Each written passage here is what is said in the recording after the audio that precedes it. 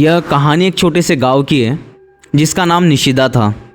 गांव के चारों ओर घने जंगल थे जिन्हें पार कर कोई कभी वापस नहीं लौटा। लेकिन सबसे डरावनी बात यह थी कि उस गांव में हर साल एक विशेष रात आती थी जिसे गांव के लोग काल रात्रि कहते थे। इस रात में कोई भी घर से बाहर नहीं निकलता था क्योंकि कहते थे कि उस रात गांव में प्रेत छायाओं का वास होता है। गांव के लोग बताते थे कि बहुत समय पहले एक तांत्रिक इस गांव में आया था जिसने काली शक्तियों का अनुष्ठान किया था। उस रात तांत्रिक ने गांव के लोगों को अमरता का लालच देकर उन्हें प्रेत बाधा से ग्रस्त कर दिया। तब से हर साल एक विशेष रात को प्रेत छायाएं गांव में घूमती है और किसी एक को अपने साथ ले जाती है। जिसने भी उस रात गांव छोड़ने की कोशिश की उसे मौत के बाद भी चैन नहीं मिला। उसकी आत्मा भी उसी प्रेत छाया का हिस्सा बन गई।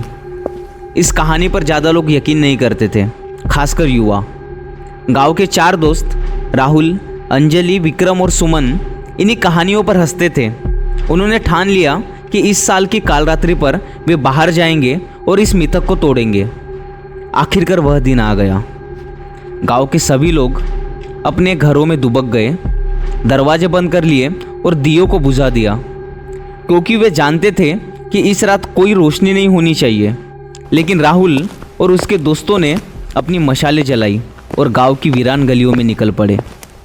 अंजलि ने हंसते हुए कहा, देखो कुछ भी तो नहीं हो रहा, सब बेवकूफ़ी है।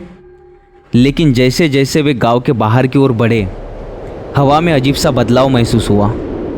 अचानक ठंडी हवा का एक झोंका आया और वे चारों एक क्षण के लिए कांप गए। विक्रम ने कहा, शायद हमें वापस चलना चाहिए, ये शायद मजाक नहीं है। लेकिन राहुल ने उसे शांत किया और कहा कि सब डर के कारण ऐसा महसूस कर रहे हैं। अचानक उन्हें एक अजीब सी आवाज़ सुनाई दी, जैसे किसी के घिसटने की आवाज़ हो। वे चारों चुप हो गए और ध्यान से सुनने लगे। आवाज़ जंगल की तरफ से आ रही थी। अंजलि ने डरते हुए कहा, क्या यह वही प्रेत छाया है? राहुल ने हंसकर कहा, अरे कुछ भी नहीं है, चलो देखते हैं। वे जंगल की ओर बढ़ने लगे।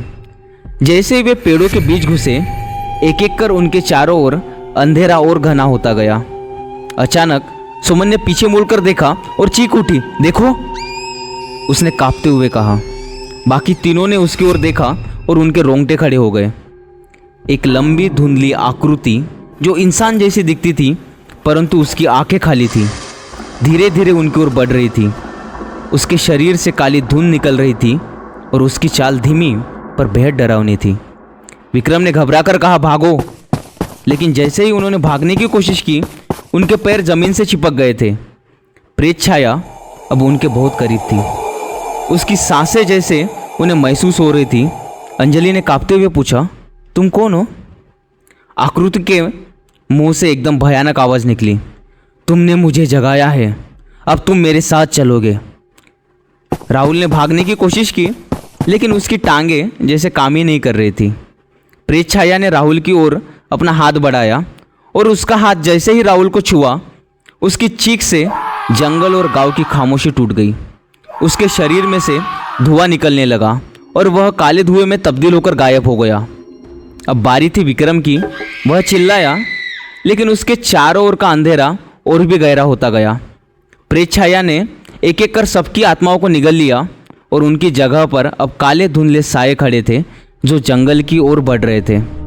अगले दिन गांव वालों ने जंगल के पास सिर्फ उनके कपड़े और जली हुई मशालें पाई, लेकिन उनका कोई भी नामो निशान नहीं था।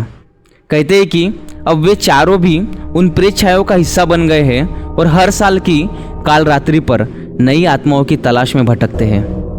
गांव के लोग अब भी इस डर में जीते हैं कि अगली काल रात्रि किसे अपने साथ ले जाएगी।